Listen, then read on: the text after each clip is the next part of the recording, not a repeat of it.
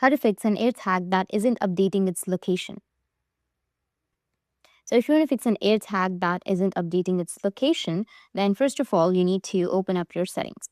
From the settings, you need to go to the search bar and then you need to search for Find My. After that, just simply tap on where it says Apps. Once you do so, you're going to click on the location over here.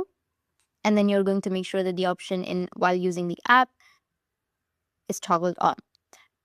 Once done, you can go back to your settings again, go with your search and search for Bluetooth. Go and select the Bluetooth option and simply disable Bluetooth and then enable it again after a few seconds. Go back and this time you need to search for location services.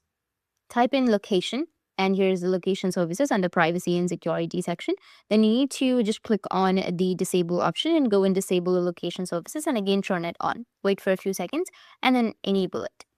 Once done, your issue must be resolved. If the issue is still there, then you can go and check on your Wi-Fi.